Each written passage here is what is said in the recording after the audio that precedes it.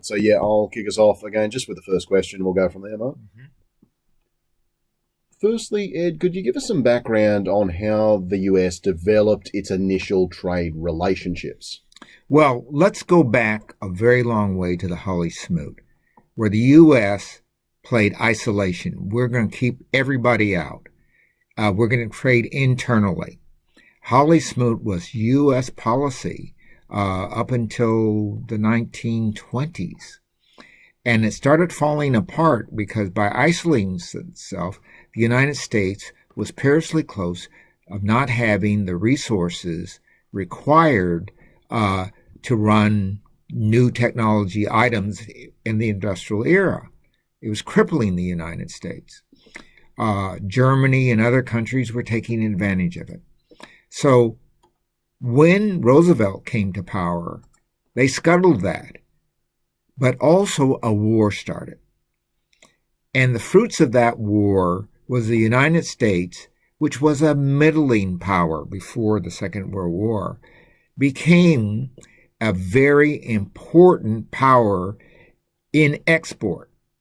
Now, exporting things to the United States was novel after the Second World War. And still, even today, the U.S. economy is so big, it only has about 12 to 14% exports, unlike Australia, which is 40% or more. So the United States is not a big exporting nation in the hard physical stuff.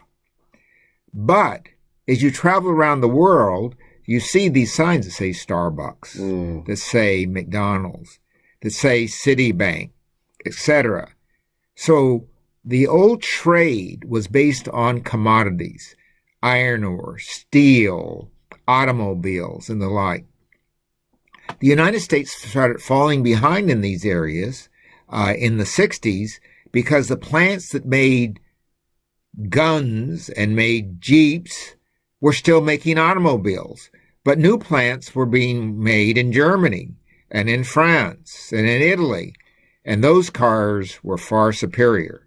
But the Japanese really took advantage of it and used the new technology to start sending goods to the United States. And when I was a kid, if you bought something from Japan, it was because you were poor.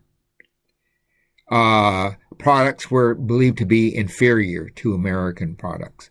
But soon, Toyota and the rest of them started putting out products that were superior to American products. And rather than improving, the United States entered into trade negotiations and trade wars. It's kind of like I'm in a fight with somebody in my front yard, and I don't notice that someone's sneaking up in my backyard. And the Chinese, particularly start with Taiwan, start taking advantage of the fact that American materials and goods were becoming inferior to the goods traded elsewhere.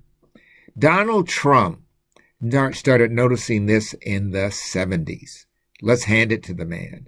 And in the 80s, he was focused on Japan as the archenemy because the Japanese had really done things that were non-competitive. They had combined plants.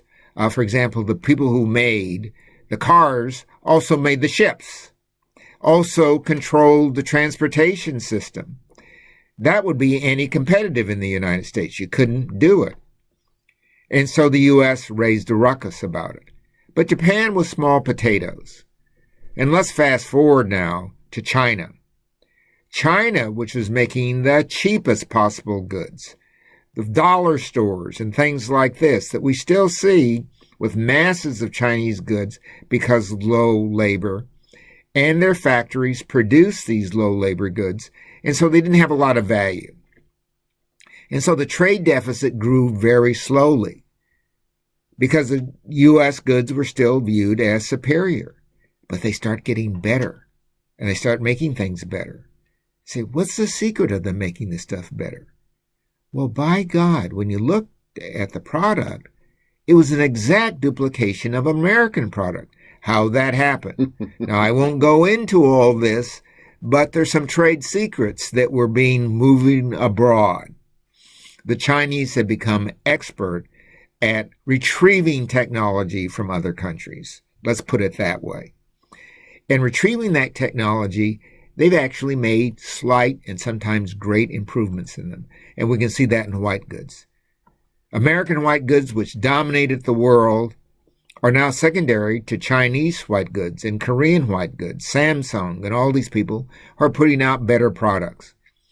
And they not only took GE's technology, they added things to it from things that they, how we should say, found lying around in France and other places where their students went to universities.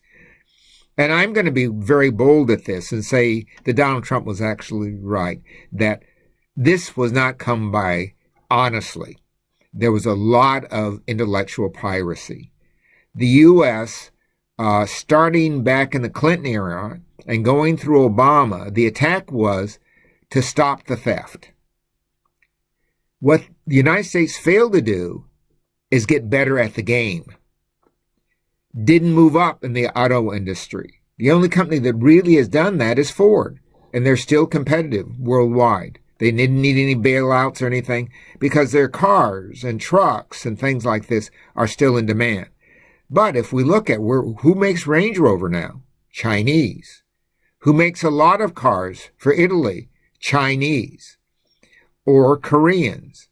And soon India. So the value chain of trade has changed. And what you want to now do is make the most valuable, highest quality goods that compete in the world space. The United States has lost its way for a couple of reasons. One, the United States is heavily dependent on two kinds of technology. The first kind is computer technology, information technology. And information technology is one of the United States' largest trade areas. And fortunately, improvements are made. The last Apple is never as good as the next Apple. And the same has been true a lot of the computers. But some of the computer companies that were very strong, like Gateway and so forth, are falling behind to Chinese companies. The Chinese have bought IBM's computer capacity. Call it Lenovo now. And they've made improvements on it. So the U.S. has sold out some of its information technology advantage. The other area where the United States is still well ahead is fintech, financial technology. When you walk into a bank or when you make an exchange of any kind, the undergirding technology and knowledge from that, when you're at the ATM, are U.S. patents, 30 or 40 of them. Very difficult to penetrate because they have to be upgraded and changed all the time, or they'd be easy for people to get into, to hack, and steal your money at the bank. So the U.S. still has that small advantage. What the U.S. has not done yet, and I see it coming, is the U.S. will start institutionalizing its knowledge resources. You see a bit of this with the combinations of universities like Caltech, MIT, Carnegie Mellon technology coming together to make new advanced AI equipment, artificial intelligence. So the race now, in short, is can the United States run faster, be better? You cannot beat anyone on this trading floor. The trade floor operates quite independent of borders. So a firm can exist anywhere and trade knowledge. It's lightweight or no weight. So the U.S. has to be better at that. And the real war now is who are the smartest guys in the room. And here the Chinese are still a step back, but they're catching up very fast. The real trade game is knowledge trade. And the key to knowledge trade, interestingly enough, is what you can make from knowledge. That includes manufacturing. Talking about the war and the idea of the war, how has America actually used trade and its exports, those exports of cultural exports, as a weapon in the past? I mean, we particularly saw this during the Cold War period. Yeah, the United States has been very effective at this. Students go to American universities, they learn how to use an IBM, they learn how to use an Apple, they become Americanized. And America's largest trade weapon has been its universities in educating people. But unlike Australia, where the education is an education kind of in fundamentals, the education in the United States has been in high-tech, smarter, higher value education. So the U.S. has an advantage there for its own students and other students, but you're building your own competition when you do that. So the U.S. has to think about how does it get stronger while it utilizes the best brains in the world and competes. There's another view, the globalist view, is stop competing nation to nation and start competing to make a better world. So the U.S. plays in the world game, and the Chinese are beginning to talk that game too. Why don't we combine our intelligence to do things like save kids from dying from malaria or chicken pox or whatever, improve aircraft safety together. While we might make an aircraft, you make an aircraft. Brazil is a prime example of that, where their small aircraft are among the best in the world, and nobody wants to compete with them on that score. So, and climate change, which we've talked about on this show many, many times, is an area where the combination of resources could help make a better world. So I think the trade war is still focused on the making of things, the controlling of intellectual property. Those are old games. They won't work anymore. What we have to do is figure out how you can make a game that creates maybe 2 jobs in China and 1 job in the United States and a quarter of a job in Australia, etc. If we don't do that and we back up, we're looking at real war. Looking at that globalist view you mentioned, Thomas Friedman, terrific writer, proposed the Golden Arches theory of conflict prevention. No two countries that both had McDonald's had fought a war against each other since each got its McDonald's.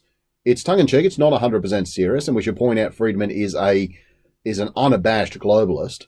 But has the American export of capitalism, of these corporate natures, created a more peaceful world, albeit one under far greater corporate control?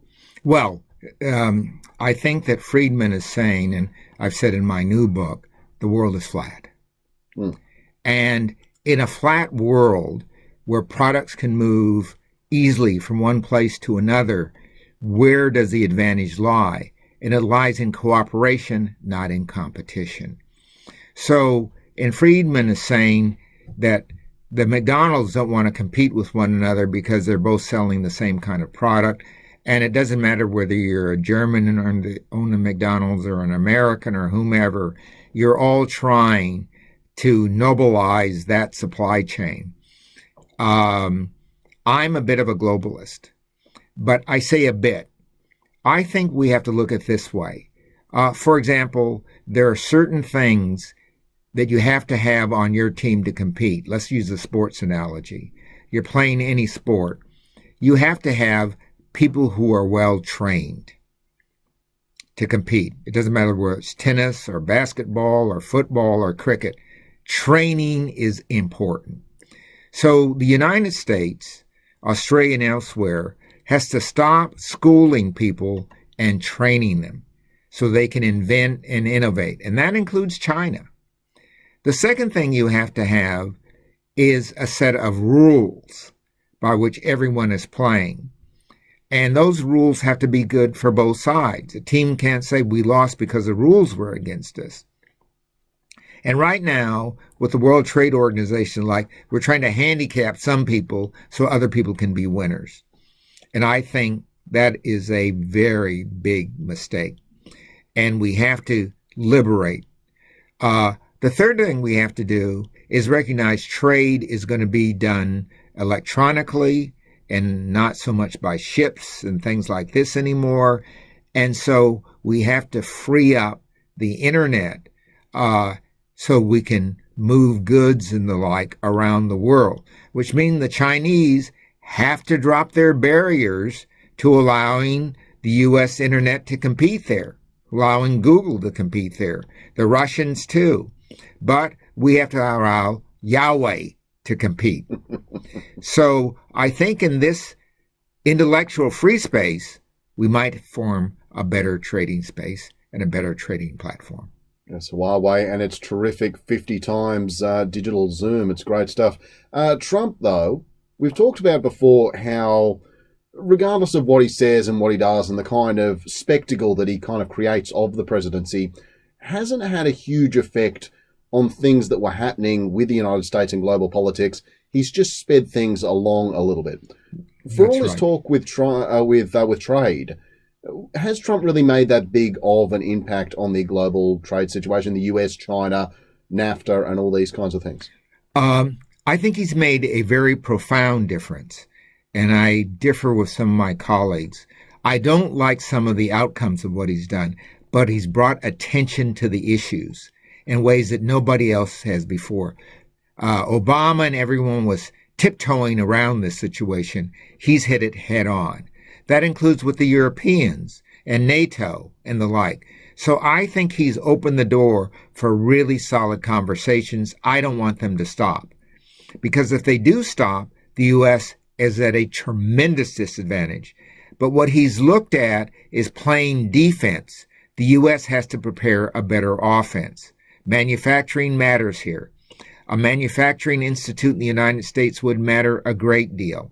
So I think artificial intelligence matters a great deal.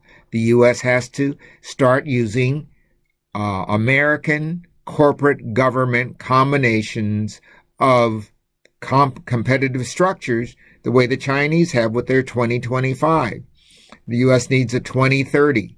In that 2030, U.S. infrastructure has to be improved with climate change in mind. But that means there's some exports.